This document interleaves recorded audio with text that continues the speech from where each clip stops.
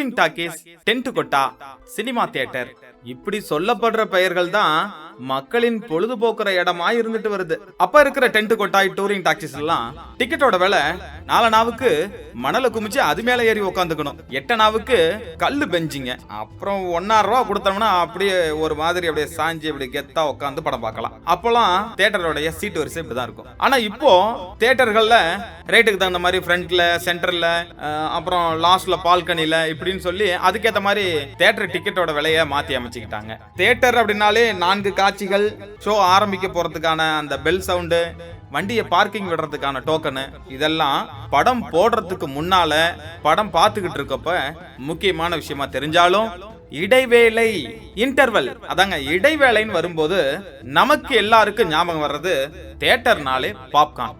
அப்பெல்லாம் வந்து பாத்தீங்கன்னாக்கா சுண்டல் கொடுப்பாங்க, காஃபி, சுக்கு காபி இந்த மாதிரி கொடுப்பாங்க. அவங்கெல்லாம் யாருன்னா வெளியில இருந்து தியேட்டரோட உரிமையாளர்கிட்ட பர்மிஷன் வாங்கி உள்ள வந்து வித்துக்கிட்டு போவாங்க. அதுக்கு ஒரு டோக்கன் அமௌண்ட் வந்து தியேட்டர்காரங்களுக்கு கொடுத்துருவாங்க. ஆனா இப்ப இருக்கிற கால சூழ்நிலையில ஒரு பாப்கார்ன் விலை, ஸ்வீட் கார்னு, மசாலா கார்னு, சாக்லேட் பிளேவர் இப்படின்னு சொல்லி பாப்கார்ன்லயே நிறைய பிளேவர்களை கொடுத்து, அதுவும் பாத்தீங்கன்னாக்கா மினிமம் பிரைஸே பாப்கார்னோட விலை 100 ரூபாய் அப்படின்னு சொல்றாங்க. இது வந்து மிகப்பெரிய வைரலா பரவிக்கிட்டு இருக்கு. இந்த நேரத்துல இன்டர்வெல் செஷன்ல தியேட்டர்கள்ல விற்கப்படுகிற ஸ்நாக்ஸோட விலை ஏன் இவ்வளவு அதிகமா இருக்கு அப்படிங்கிறது மிகப்பெரிய கேள்விக்குறியா இருக்கு. கொஞ்சம் பின்னோக்கி போய் பார்த்தோம்னா அப்போ இருக்கிற காலகட்டத்தில் தியேட்டர்கள் வந்து ஊருக்கு வெளியில தான் அந்த தியேட்டர்ல வச்சிருப்பாங்க. அதனால பல்வேறு இடங்கள்ல இருந்து பர்ச்சேஸ் பண்ணி அந்த 4 காட்சிகளை மட்டும்தான் விற்க முடியும் அந்த பொருட்களை. அதனால அங்க கொண்டு வந்து வித்துக்கிட்டு இருப்பாங்க. அதுக்கு ஒரு குறிப்பிட்ட அமௌண்ட்டை வந்து தியேட்டரோட உரிமையாளர்கிட்ட அங்க விற்கிறதுக்காக ஒரு டோக்கன் அட்வான்ஸ் மாதிரி கொடுப்பாங்க. இது காலப்போக்கில் பெருகிக்கிட்டே வந்து இப்ப ஏன் இந்த தியேட்டர்கள்ல இன்டர்வெல் செஷன்ல விற்கக்கூடிய ஸ்நாக்ஸினுடைய விலை இந்த அளவுக்கு 2 மடங்கு 3 மடங்குன்னு ஏறி இருக்கு அப்படிங்கிறது நிறைய பேருடைய கேள்வியா இருக்கு. தியேட்டருக்கு படம் பார்க்க வரும்போது இன்டர்வெல்ல ஸ்நாக்ஸ் வாங்கும்போது அடக்கடவுளே, படம் பார்க்க வந்த தியேட்டர் டிக்கெட்டோட பிரைஸை விட இன்டர்வெல்ல வாங்குற ஸ்நாக்ஸோட பிரைஸ் அதிகமா இருக்குன்னு ஃபீல் பண்ற மாதிரி இருக்கு. இதுக்கும் ஒருவேளை வேற ஏதாவது காரணமா இருக்குமோ அப்படின்னு யோசிச்சு பார்த்தோம்னா, ஒரு சில நேரத்துல இந்த டெண்டர் விட்டு அந்த கேண்டீன் உள்ள வச்சு நடத்துறவங்களுக்கு அதிகப்படியான தொகை கொடுக்கறதுனால அந்த தொகையை நம்ம மேல வச்சிடறாங்களோ அப்படிங்கிற ஒரு ஐயப்பாடு இருந்தாலும், எம்ஆர்பின்னு ஒரு விஷயம் இருக்கு. ஏன் இந்த எம்ஆர்பி அப்படிங்கிற ஒரு விஷயம் தியேட்டருக்குள்ள எடுபடல?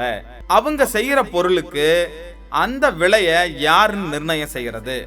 அந்த காலத்துல தான் எங்கெங்கயோ தயாரிக்கப்படுற பொருட்களை எடுத்துக்கிட்டு வந்து காடுகள்ல இருக்கிற ஊருக்கு ஒதுக்குப்புறமா வெளியில இருக்கிற தியேட்டர்களை கொண்டு வந்து இதுக்காகவே மெனக்கட்டு விற்கிறதுனால அவங்க குறிப்பிட்ட அமௌண்ட் வச்சு வித்தாங்க. அப்ப கூட வந்து பாத்தீங்கன்னாக்க தியேட்டர் டிக்கெட் விலையை விட இந்த ஸ்நாக்ஸோட விலையெல்லாம் அப்பெல்லாம் கம்மியா தான் இருந்ததுன்னு சொல்லி நிறைய தகவல்கள் இருக்கு. ஆனா இப்போ எல்லா வசதியும் கிடைக்குதே, எல்லா பொருளும் பக்கத்திலே கிடைக்குது. இன்னைக்கு சிட்டிக்கு சென்டர்ல தான் எல்லா தியேட்டர்களும் இருக்கும்போது ஏன் இந்த தியேட்டர்கள்ல இந்த மாதிரியான விலை ஏற்றம்? ஓரளவுக்கு ஒரு 5 ரூபாய் 10 ரூபாய் அதிகமா வச்சு வித்தா கூட படம் பார்க்க வரவங்க அதை வாங்கி சாப்பிட்டுட்டு ஒரு சாட்டிஸ்ஃபைடா ஃபீல் பண்ணுவாங்க.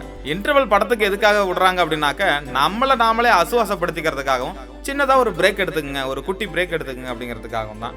ஆனா இங்க வந்து பாத்தீங்கன்னாக்க படம் பார்த்ததோடைய பீக் லெவலை காட்டிலும் இன்டர்வெல் செஷன்ல வாங்கப்படுற ஸ்நாக்ஸோடைய விலைகளை கேட்கும் போது தான் கூடுதல் பதட்டமாவே தெரியுது. இந்த தியேட்டர்ல விற்கிற ஸ்நாக்ஸோட விலை எப்ப குறையும், என்ன காரணமா இருக்கும்? இப்படி உங்கள் தியேட்டர் இன்டர்வல் அனுபவங்களை இந்த கமெண்ட்ல பதிவு பண்ணுங்க.